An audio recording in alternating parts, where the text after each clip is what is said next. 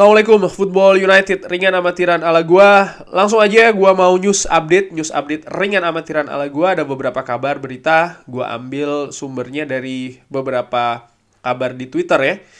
Langsung dimulai nih rumor dari Footy Insider, diambil juga dari United Plus, kalau Manchester United ini punya set harga 25 juta pounds untuk Scott McTominay yang kabarnya Erik ten Hag ini membuka peluang untuk menjualnya di musim panas nanti. Bisa ya, bisa enggak. Menurut gue ini rumor karena sama seperti Aaron Wan-Bissaka sempat di musim dingin kemarin, bursa musim dingin dikabarkan akan dilepas ya kan, masuk daftar jual dari Erik ten Hag.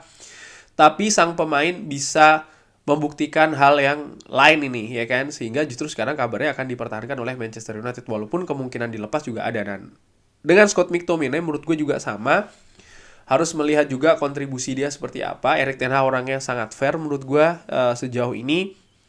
Namun tentu saja lini tengah merupakan lini yang ingin diperkuat lagi kualitasnya oleh Manchester United, sehingga dengan situasi saat ini ya kan, Donny van de Beek yang cedera, Christian Eriksen yang cedera, Scott McTominay punya peluang yang bagus untuk menunjukkan skillnya ya kan, kontribusinya juga yang mungkin akan mempengaruhi penilaian dari Erik ten Hag di musim panas nanti. Itu tetap saja bisa terjadi, artinya segala kemungkinan masih sangat terbuka bagi Scott McTominay. Erik ten Hag di pertandingan setelah menghadapi Leicester, dia nampak meninggalkan Old Trafford sambil berkata-kata nih ke fans. Ternyata ketika ditanya, dia mengatakan apa? Erik ten Hag mengatakan, datang hari Kamis, ini merupakan pertandingan yang besar. Anda harus ada di sana ya. Kita akan mengalahkan Barcelona bersama-sama. Luar biasa statementnya. Dan ini juga hal yang penting, artinya Erik ten Hag sangat mengapresiasi fans. Dan juga dia tahu bagaimana pentingnya partai menghadapi Barcelona. Kendati pun Manchester United mampu menahan 2-2 di Camp Nou, tapi Manchester United juga butuh support dari fans di Old Trafford.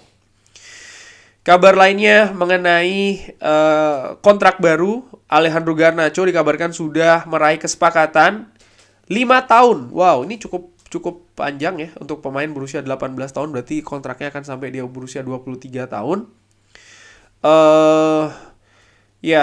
Kabarnya ada perubahan gaji tentu saja.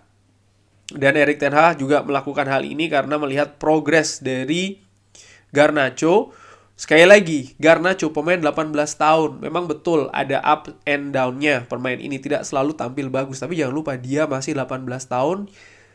Development, perkembangan, itu yang lebih penting kalau menurut gue. Bukan penampilan bagus yang stabil ya kan, terus bikin gol setiap pertandingan, aksi-aksinya tajam dan lain-lain. Gue berpikir, kalau menurut gue ringan amatiran, iya, tapi itu bukan sekarang. Sekarang bagaimana Garnacho bisa terus berkembang, dan kesempatan yang diberikan, artinya Garnacho sekarang sudah berada di first team dari Manchester United dan juga sering dimainkan oleh Erik ten Hag. Ini menunjukkan ada progress, ada development di sana. Tinggal terus meningkat karena levelnya dia masih jauh dari kapasitas terbaiknya sih menurut gue ya, Alejandro Garnacho ini.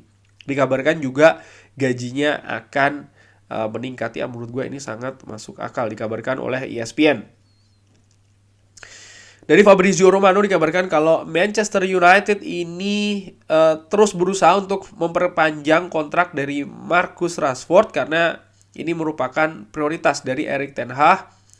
Karena kontraknya akan berakhir di 2024 walaupun ada 2023 betul kan?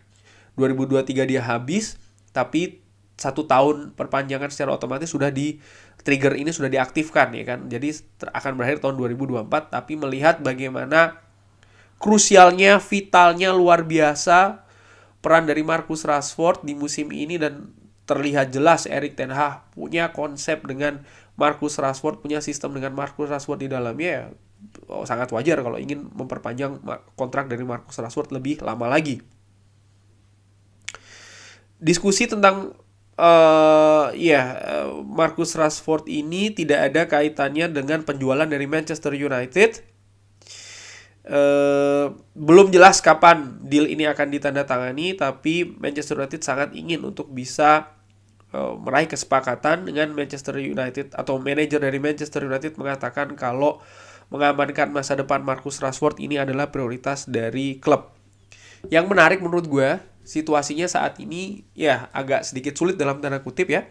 Karena Marcus Rashford perannya sangat vital, bukan tidak mungkin gaji yang diminta akan sedikit lebih tinggi dari batas gaji yang ditentukan oleh manajemen, termasuk juga oleh Erik ten Hag.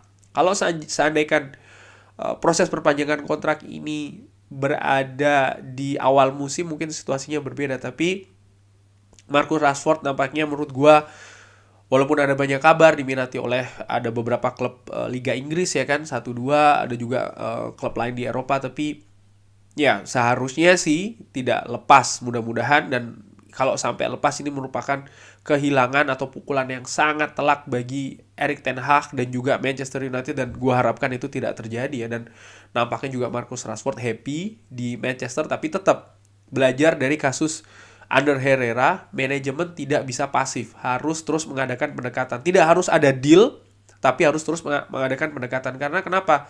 Ya, sisi pemain juga bisa merasa kalau dia memang dibutuhkan, dia memang dihargai oleh klub. Walaupun mungkin sekali lagi kesepakatan belum bisa diraih saat itu juga. Tapi menurut gua komunikasi ini sangat penting, terutama dari sisi klub ke sang pemain.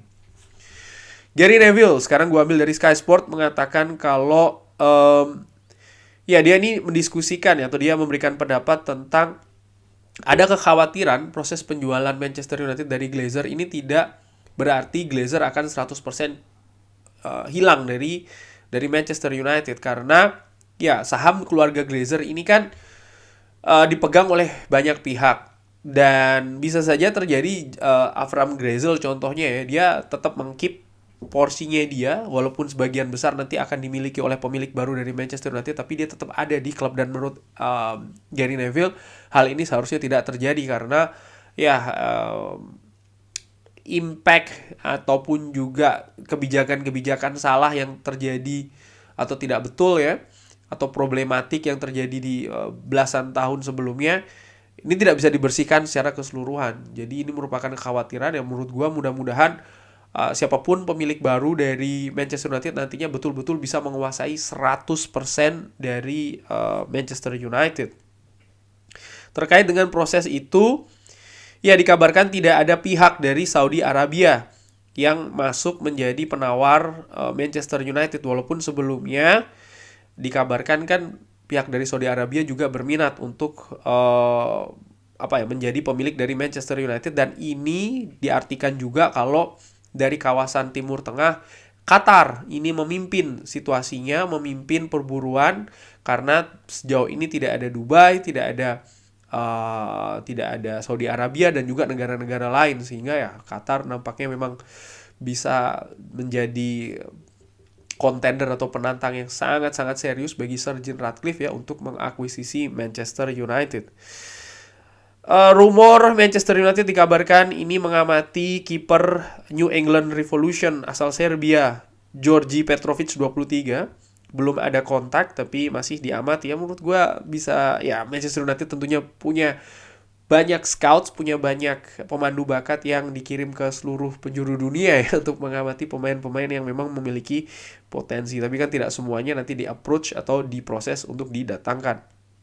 Dan kabar terakhir, ya kontrak baru juga sedang berprogres ini untuk David De Gea, Luke Shaw dan juga Diogo Dalot. Ini dikabarkan oleh David Ornstein dari The Athletic. Ya, ketiga pemain ini menurut gue sekarang menjadi pilar dan tetap akan menjadi pilar dari Manchester United di musim-musim mendatang. Luke Shaw, Diogo Dalot dan juga David De Gea.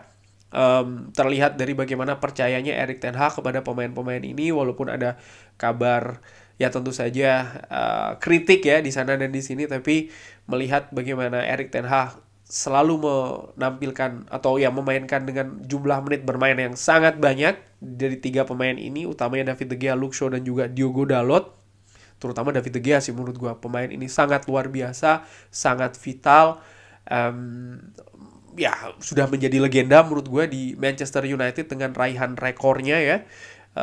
Dan mudah-mudahan bisa mendapatkan lebih banyak trofi di musim-musim mendatang bersama dengan Erik ten Hag. Kurang lebih demikian news update kali ini. Terima kasih sudah menyaksikan. Sehat-sehat terus sekeluarga. Jangan lupa like, subscribe. Wassalamualaikum warahmatullahi wabarakatuh.